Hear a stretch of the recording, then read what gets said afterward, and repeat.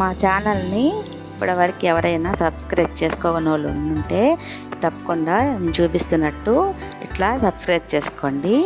మా వీడియోలన్నీ మీరు చూడాలనుకుంటే దీంట్లో చూపిస్తున్నట్టు నోటిఫికేషన్ ఆన్ చేయండి. ఇప్పుడు మనము వీడియోలోకి వెళ్ళిపోదాం. హాయ్ అండి, వెల్కమ్ టు తెలుగింటి వంటలు. ఈరోజైతే ఒక చక్కటి రెసిపీ అండి, బీట్రూట్ వేపుడు. సూపర్గా ఉంటుందండి. ఎలా చేసుకోవాలో చూసేద్దాం. బీట్రూట్ అల్లం వెల్లుల్లి పేస్ట్ అండి, ఇది అల్లం వెల్లుల్లి పేస్టు. దాంట్లోకి పోపు దినుసులు అనమాట, ఆవాలు, జీలకర్ర, పచ్చిశనగపప్పు, మినప్పప్పు, ఎండుమిర్చి, కరివేపాకు. చాలా సింపుల్ రెసిపీ అండి. అస్సలు మనము చాలా తక్కువ టైంలో అయిపోతుంది.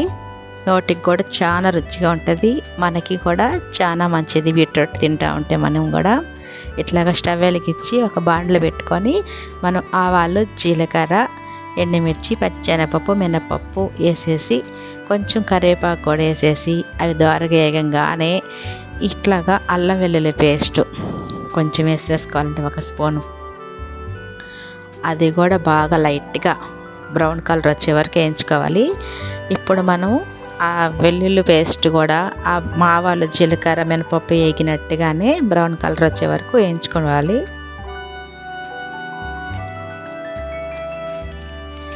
ఇట్లా మనం చేయటం వల్ల ఏంటంటే బీట్రూట్ కొంచెం తీపి అనిపిస్తుంది కదండి, ఆ తీపి అనేది లేకుండా పిల్లలు సూపర్గా తినేస్తారనమాట.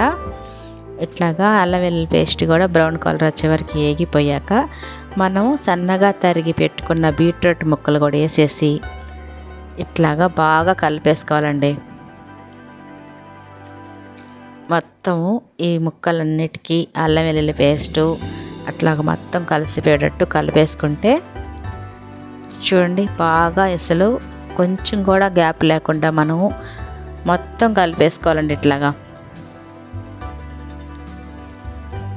ఇట్లా మొత్తం కలిపేసుకొని ఇది అయితే మనము కొంచెం రుచికి సరిపడా ఉప్పు అంటే సాల్ట్ వేసేసుకొని కొంచెం పసుపు వేసుకొని ఇది కూడా దానికి బాగా కలిసేటట్టు కలుపుకోవాలి. బీట్రూట్ తింటే మనకి చాలా మంచిది కదండి. అయినా కూడా మా ఇంట్లో బీట్రూట్ అంటేనే అసలు బీట్రూట్, క్యారెట్ అనేది అసలు చేస్తే వద్దనేస్తున్నారండి. అందుకనే ఇట్లా చేస్తుంటేనే బాగా తింటున్నారండి. ఇట్లాగా అల్లం వెల్లుల్లి పేస్టు ఇట్లాగా వేసి మనం బాగా వేయించడం వల్ల ఏంటంటే ఇది ఫ్లేవర్ కూడా వేరేగా ఉంటుంది, టేస్ట్ కూడా చాలా బాగుంటుందండి. ఒకసారి చేశాను, బాగా తిన్నారు ఇంట్లో అందరూ. అప్పటి నుంచి ఇట్లాగా చేస్తున్నానండి, చాలా బాగుంటుంది. తప్పకుండా మీరు కూడా ఇట్లాగా చేయండి. ఇట్లాగా మొత్తం చూడండి, చాలా వరకు కూడా ఏగిపోయింది కదా మనకి బీట్రూట్. ఇట్లాగా అంట స్టవ్ హైలో పెట్టుకోకుండా ఇట్లా మీడియంలో పెట్టుకొని ఇట్లా బాగా ఏం చేసుకోవాలండి. మరి బాగా అంటే మాడినట్టు కాకుండా ఇది కొంచెం బాగా వాడి మెత్తబడినట్టుగా వేయించుకుంటే చాలు. అన్నంలో కలుపుకొని తింటున్నా లేదంటే రసము, పప్పు ఏదైనా సరే అండి పెట్టుకొని ఇది పక్కన పెట్టుకొని తింటే సూపర్గా ఉంటుందండి. పిల్లలు కూడా చాలా ఇష్టంగా తింటారు. ఒకసారి తప్పకుండా ఇట్లాగే ట్రై చేసి పిల్లలకి పెట్టి చూడండి, చాలా బాగుంటుందండి. బీట్రూట్ తాలింపు ఇట్లాగా ఎప్పుడు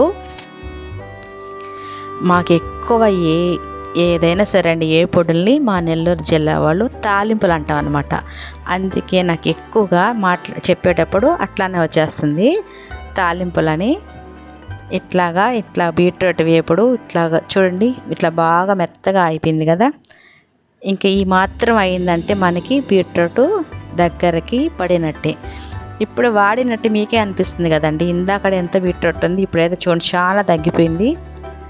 ఇట్లా మొత్తం బాగా ఈ విధంగా వస్తే సరిపోతుందండి, మడి మాడకుండా అట్లాగా అవసరం లేదు. ఈ విధంగా వస్తే చాలు. ఇప్పుడైతే 4-5 వెల్లుల్లి రెమ్మలు తోలు తీసేసి వాటికి పొట్టు తీసేసి కచ్చి పిచ్చిగా దంచేసి ఇట్లాగా రుచికి సరిపడా 2 టీ స్పూన్ల కారం వేసి మూత పెట్టుకోవాలి కలపకుండా. ఇప్పుడు ఆ ఫ్లేవర్ అనేది ఈ వెల్లుల్లి ఫ్లేవర్ భలే ఉంటుందండి. ఆ ఫ్లేవర్ బాగా మనకి కచ్చిపిచ్చిగా దంచేసేసి దానిపైన కారం జల్లి పెట్టేస్తాం కదండి, అది మూత పెట్టాక సూపర్గా రెడీ అయిపోద్ది అనమాట. ఇప్పుడు ప్లేట్ మూత తీసేసి బాగా కలిపేసుకొని మనం ఏరగ బౌన్లోకి తీసేసుకోవడమేనండి. చూసారు కదా, ఎంతో రుచికరమైన, ఎంతో మనకి ఆరోగ్యాన్ని ఇచ్చే బీట్రూట్ ఏపుడు చాలా తక్కువ టైంలో అయిపోయింది కదండి. మా ఛానల్ని లైక్ చేయండి, షేర్ చేయండి, అట్లానే సబ్స్క్రైబ్ చేయటం మటుకి అస్సలు మర్చిపోకండి. మాకు సపోర్ట్ చేయండి. ఓకేనా ఫ్రెండ్, ఎంతో రుచికరమైన బీట్రూట్ ఏపుడు మీరు కూడా తప్పకుండా ట్రై చేయండి. Thank you for watching.